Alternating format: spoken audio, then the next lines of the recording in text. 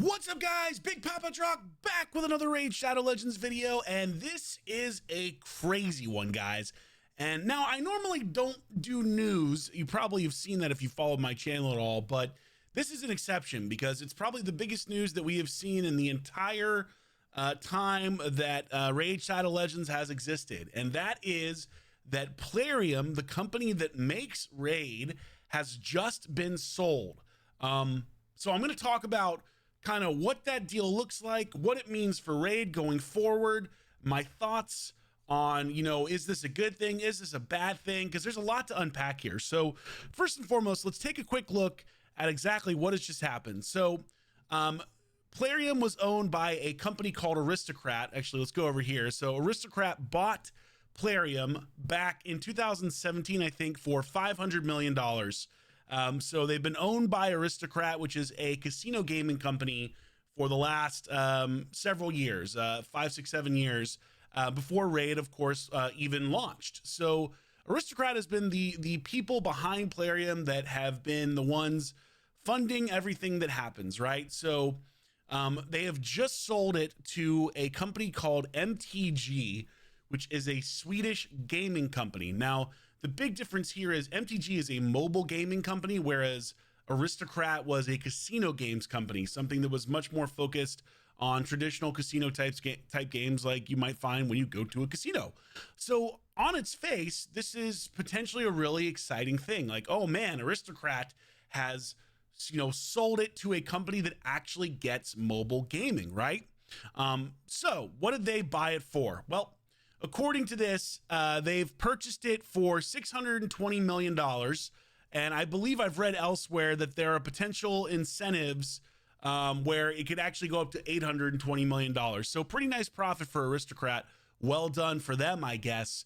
But the real question here is, what is MTG going to do now that they have acquired Raid? And also the big question is, how much of all the terrible things that have happened in this game over the last several years is due to decision making by Plarium and the people that actually make the game versus Aristocrat, which is the company that owns Plarium, right? Now, that's something that we don't really know. We can't know 100% how much of the bad decision making that we have seen is due to Aristocrat, but my guess is probably not as much as people think. I think at the end of the day, monetization is obviously a core aspect of what they are doing in this game. And I really feel like that's probably more a Plarium decision than it is an Aristocrat one. I hope I'm wrong. I really do. I hope I'm very wrong. But, it talks in here about how they're looking to increase MTG's already strong cash flow. Well, newsflash, if you've never seen how a merger and acquisition goes in the business world, typically when a company spends a bunch of money to buy something else, they're not going to be looking to lower prices.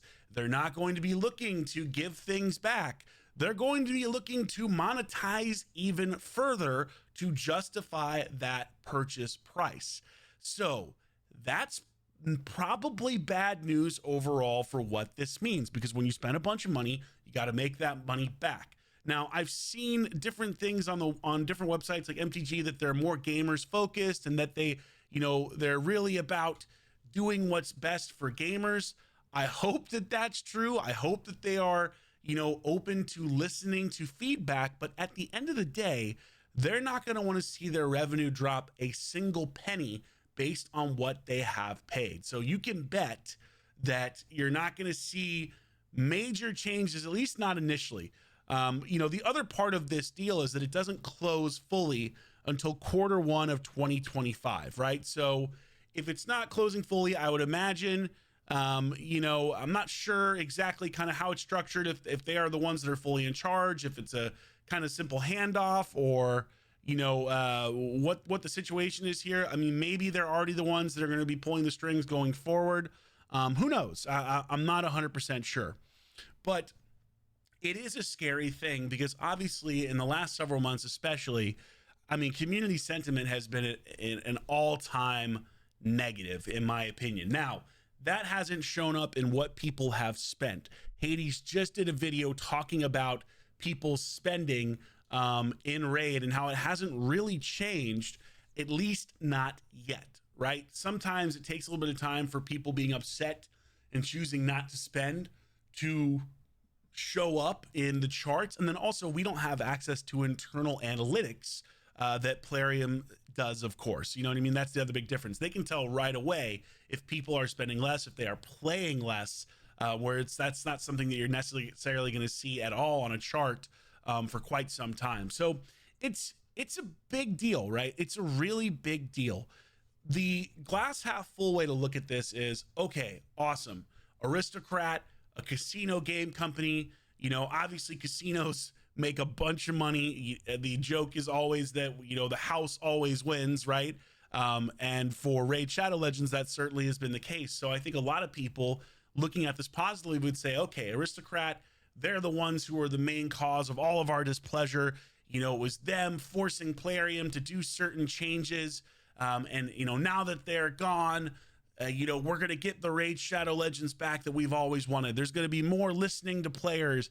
There's going to be more, you know, paying attention to the negative stuff in the game. That's the positive take on this. Frankly, I really don't think that's going to happen. And again, I hope I am dead wrong. I really, really, really do. You know, maybe MTG comes in and they actually do put an emphasis on, hey, let's listen to players more. Let's see how we can increase revenue by maybe selling more things overall to more people, as opposed to having higher prices and selling less. It's tough to know where we're at because we don't see supply and demand. We don't know what people are purchasing and how much they're purchasing. That's our best case scenario. But really, realistically, our worst case scenario is MTG comes in, they have spent a boatload of cash for this game, and they want to make that cash back as quickly as possible. And that would mean, you know, potentially more frustrating design decisions, more, you know, oppressive monetization. I hope that's not the case. My hope is that they look at this as a long-term thing, a long-term investment. You know, like they say in here, they're talking about it's their line with their growth strategy and their selective approach to mergers and acquisitions. That's M&A for those who don't know that. You know, so my hope here is that they are looking to make this something over the long term, because if they're looking at it from a long-term perspective, then you could absolutely make an argument that they will do things to make players happier. But again, you know, according to Hades' video, it doesn't even matter how happy people are. People still spend at the same, this is the other thing, at the same rate. That's the other part of this that's really important. People still spend at the same rate, even when they are pissed and upset at the game. That's the differentiator here, right? Now, I can't say that about myself. I've actually spent less, significantly less over the last year in Raid, to the point where my offers are no longer the highest level of offers. So if you didn't know this, in game, Raid will give you specific offers based off of how much you spend. Well, for me, these offers right here, for example, used to be $100 each and have more books and more energy and more shards and just more, right? And now they have dropped down. My spending has actually decreased, and so now I'm being offered a less expensive pack overall. And you might notice when you go into, you know, if you're on a free-to-play account or if you're on a very low spend account, your offers are super small. They're $10, they're $20. They're constantly testing what you're going to be willing to spend, and basing that off of what you already have spent in the game. So I'm, you know, I guess change is good, right? I guess so. Like, the thing that I've seen there, you know, that I guess I wonder is, can it get any worse, right? And I think a lot of people think that it can't, but I'm going to tell you right now, it can always get worse. It can always get worse. They can try to squeeze more money out of you. They can try to make shards more expensive. Now, they're not going to do that with what's already existing, but we still haven't seen mythical void shards, right? And I'm sure that those will be coming, if I were guessing, sometime in the next 6 months. Completely a guess, but just something that makes me think, like, they've taken a year from when mythicals were introduced. I'm sure they'll be giving us mythical voids sooner rather than later, if I were a betting man.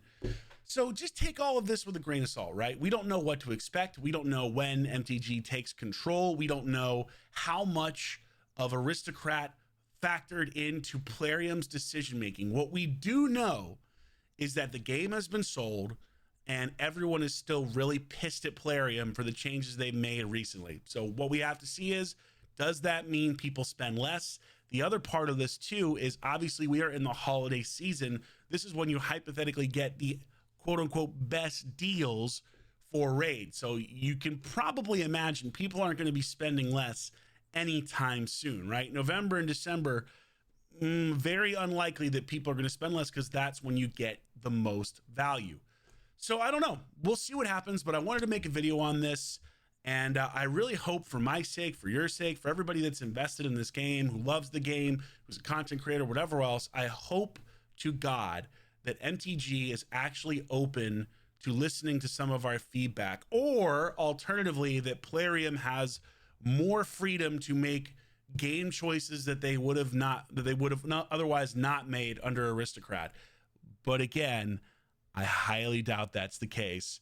And I really think that most of the decision making comes from Plarium and didn't come from Aristocrat. So we'll see. Anyway, guys, thanks so much for watching. Like and subscribe if you enjoyed the video, and I will catch you on soon. Big Mama Drock out.